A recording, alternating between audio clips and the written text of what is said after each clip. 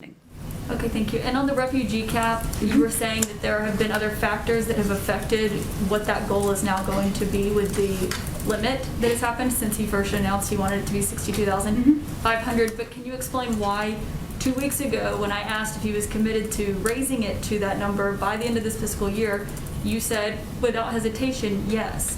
So I don't understand what has changed in the last 2 weeks to change those numbers, given 2 weeks ago there were the surging numbers at the border already happening. Well, first, I mean, he remains, the goal he set was 125,000 by the end of the next fiscal year. And 63,500, sorry, that was a tongue twister, is meant to be a down payment on that.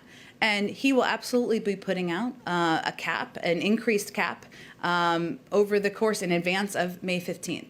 So he would absolutely like to get to that goal and reach that objective. But we also want to assess, and that's what we're doing now, what is possible given the fact that the Office of Refugee Resettlement has been hollowed out, and given the fact that the system has been in worse shape, and we're just taking the time to do that. That goal was always aspirational. It was always a huge goal, 10 times what the Trump administration had welcomed in terms of refugees, and so we're going to put out a number. He will put out a number in advance of May 15th. But you say it's aspirational, but clearly you thought it was possible given the Secretary of State told Congress about it, the President committed to it. So why put a number out there if you can't meet it? Because it does give people false hope that you're going to let in 62,500 refugees by the end of September. Well, I think it's also important for people to understand that the challenge is not the cap. The challenge is the ability to process, the funding, the staffing, and welcome refugees in.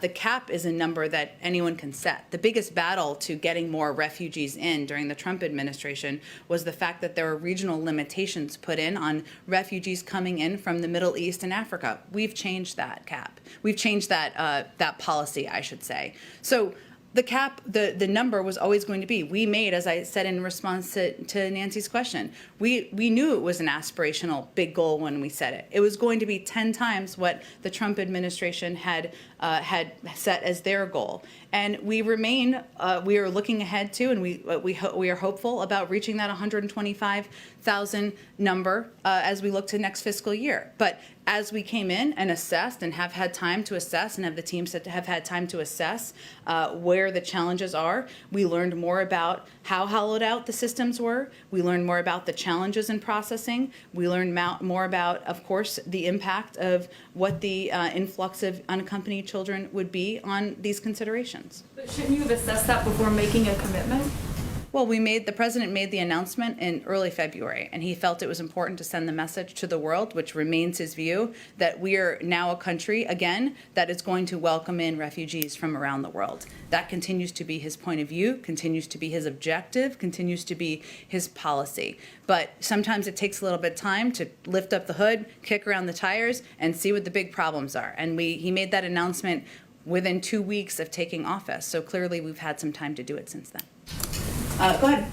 Thank you, Jen. I'm still just a little bit confused about what changed between 1 p.m. on Friday and around 4:30 p.m. on Friday to go from we're not raising the refugee cap to we are raising it by May 15th. What changed in those 3.5 hours? Well, I think as I just outlined, we never said we're not raising the refugee cap. In the morning we said, actually, and with the information we put out, was that once we reach 15,000, we will raise it. That was not accounted for in some of how people were some of how people were digesting the information, and we wanted to be clear and send a message that we are a country that is welcoming refugees. Let's be clear, we are changing the policies of the last administration. We are changing the policy of not welcoming in people from Africa or people from the Middle East. That was the biggest factor preventing refugees from coming in during the last administration. So are you saying this had nothing to do with the pushback from some Democrats on Capitol Hill, from Senator Dick Durbin to Congresswoman Alexandria Ocasio-Cortez? I don't think you've articulated to me what our change in policy was. What was our change in policy from the morning to the afternoon? The executive order from Friday morning said that the admission of up to 15,000 refugees remains justified, period. And yes, there was a caveat that you could raise that cap later, but I mean, it explicitly That's a pretty says that important right there. caveat, that when we reach 15,000, a subsequent presidential determination could be made. And again, the biggest challenge, the biggest challenge, because people weren't understanding what we were conveying to the public and weren't conveying what we were trying to project to countries around the world. And it's incumbent upon us to make sure there's an understanding of what the president's policies are, what he's trying to achieve, and what he feels morally is that we're going to welcome in refugees from around the world, change the policies from the past administration that where they were not welcoming in refugees from the Middle East and Africa. And that was important to him to take that first step and move it forward.